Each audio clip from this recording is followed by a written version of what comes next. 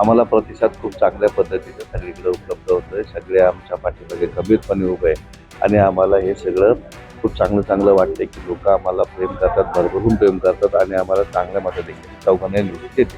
असं खूप आमच्या प्रभागामध्ये मी केलेलं आहे. त्याच्यामुळं नागरिक माझ्यावर खुश आहेत.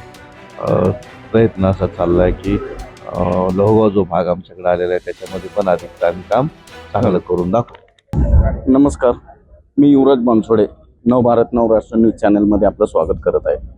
आज आपण प्रभाग क्रमांक 1 या ठिकाणी आलेलो आहोत. प्रचाराची रणधुमाळी, प्रचाराचा जोर वाढत असून आज आपल्या 1 नंबर प्रभागातील उमेदवार, भारतीय जनता पक्षाचे उमेदवार अनिल दादा टिंगरे यांच्यापाशी आपण आलेलो आहोत. तर जाणून घेऊया त्यांच्याकडनं. दादा, काय सांगाल आता प्रचाराच्या संदर्भामध्ये आपण कशा प्रकारे या निवडणुकीला सामोरे जातात? आपण 2 ते 3 वेळेचे नगरसेवक आहात, तर काय सांगाल? आमचा हा प्रचाराचा झंझावात खूप चांगला चाललाय. माझ्याबरोबर लोहगावमधील खानवेताई आहेत, भंडारीताई आहेत आणि तांगडताई आहेत. 3 उमेदवार माझ्याबरोबर आहेत आणि मी स्वतः. आम्ही पासून डोर टू डोर जाण्याचा प्रयत्न करतोय, सर्वांना भेटण्याचा प्रयत्न करतोय. आमच्या मीटिंग्स खूप चांगल्या होतात आणि आनंदाची बाब म्हणजे आम्हाला प्रतिसाद खूप चांगल्या पद्धतीचा सगळीकडे उपलब्ध होतोय. सगळे आमच्या पाठीमागे खंबीरपणे उभे आहे आणि आम्हाला हे सगळं खूप चांगलं वाटतंय की लोक आम्हाला प्रेम करतात, भरभरून प्रेम करतात आणि आम्हाला चांगल्या मताधिक्याने चौघांना निवडून देतील. दादा, काय सांगाल की तुम्ही 2 टर्म नगरसेवक या भागामध्ये होता, तर काय थोडक्यामध्ये तुम्ही काय काय विकास कामे या भागामध्ये केलेली आहेत?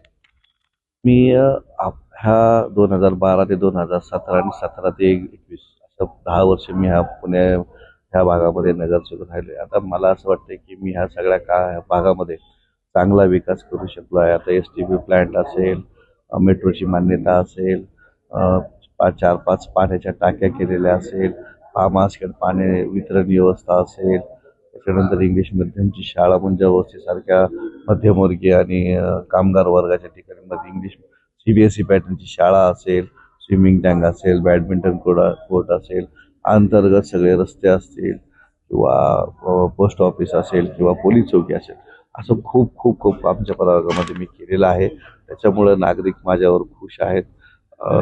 प्रयत्न असा चालला आहे की लोहगाव जो भाग आमच्याकडे आलेला आहे त्याच्यामध्ये पण अधिकचं आम्ही काम चांगलं करून दाखवू. दादा, आता एक सांगा की आता आता 3 ते 4 वर्ष प्रशासन होतं, निवडणुका नव्हत्या झाल्या किंवा लांबल्या होत्या, त्या संदर्भामध्ये काय सांगाल की विकास कामांना किंवा नागरिकांच्या काही समस्याला काही फरक जाणवतोय का नाही जाणवत आहे? हे खरं आहे की आपण पूर्णतः महानगरपालिका प्रशासन विस्कळीत झालेलं आहे. त्यांचं कुठलंही काम आपल्या ह्या समाविष्ट गावांमध्ये, शहराच्या कोपऱ्यामध्ये, कुठल्याही भागामध्ये अजिबात नाहीये. साधं कचरा व्यवस्था, साधं डांबरीकरण या सगळ्यामध्ये प्रशासन हतबल आहे.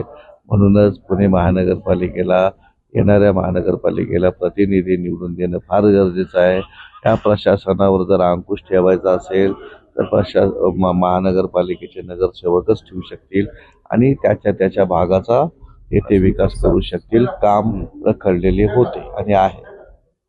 दादा, आता नव्याने या प्रभागामध्ये नागरीकरण मोठ्या प्रमाणात होत आहे. मोठ्या प्रमाणामध्ये नागरिक या भागामध्ये राहायला येत आहेत. तर ह्या नागरीकरणामुळे आणि नव्याने समाविष्ट झालेलं लोहगाव ह्या परिसरामध्ये सुद्धा मोठ्या प्रमाणात नागरीकरण होत आहे. तर आपण कुठं कमी पडतोय का समस्यांच्या बाबतीत, त्यांना सुविधा देण्याच्या बाबतीत, किंवा काय अडचणी आहेत की काय समस्यांनी कसं आपण याला सामोरं जाणार? आपलं काय विजन काय असणार या भागासाठी? आता तुम्हाला मागाशी म्हणाल्याप्रमाणे हा जुना भाग जो आहे त्याला लोहगाव उर्वरित जोडलेला आहे आणि खरंच आहे की लोहगाव हा पूर्ण बऱ्यापैकी म्हणजे अविकसित भाग आहे. त्याच्यामध्ये 2012 नंतर कुठलीही निवडणूक झाली नाही. सातत्याने प्रशासन तिथं आहे, त्याच्यामुळं प्रतिनिधींना त्या ठिकाणी काम करता आलेलं नाही. सुदैवाने तुम्ही असं म्हणताय की आता तिथे काय करता येईल, पण तिथं खूप चांगलं आम्ही काम करू शकू. सगळेजण, 4ही नगरसेवक, 4ही उमेदवार. आपल्याला जे तुमचा प्रश्न आहे की त्या ठिकाणी काय करू शकतो, त्या ठिकाणी आम्ही सगळे रोड करू शकतो, त्या ठिकाणी पाण्याचे सुलभ वितरण व्यवस्था करू शकतो, त्या ठिकाणी आम्ही ड्रेनेज व्यवस्था करू शकतो, स्टॉर्म वॉटर व्यवस्था करू शकतो, स्ट्रीट लाईट करू शकतो. त्याच्यामुळं इतकं फास्ट वेगाने काम होणार आहे महानगरपालिकेमध्ये. आणि जिल्हा परिषद असेल, ग्रामपंचायत असेल, याला तरतूद तशी उपलब्ध नसते फारशी. त्याच्यामुळं नागरिकांनी घाबरून जायचं कारण नाही आहे. येणाऱ्या काळामध्ये आपल्याला लोहगाव किंवा दानोरी उर्वरित सगळ्यांनाच म्हणजे कळस असेल, गणेश असेल, सर्वांनाच फरक जाणवताना दिसेल, विकास होताना दिसेल. तर हे होते अनिल बॉबीदादा टिंगरे, मागच्या 2 वेळेस या भागाचे नगरसेवक राहिलेले आहेत. त्यांनी अतिशय वेगाने विकास कामं केलेली आहेत. आता उर्वरित लोहगावचा भाग असेल किंवा नागरीकरण होत असेल तर ह्या समस्याला त्यांनी आता आपल्या बोलताना सांगितलंय की ह्या सर्व समस्या आपण सोडवणार आहोत. तर दादा, नवराष्ट्र परिवार आणि नवभारतकडनं तुम्हाला शुभेच्छा. धन्यवाद.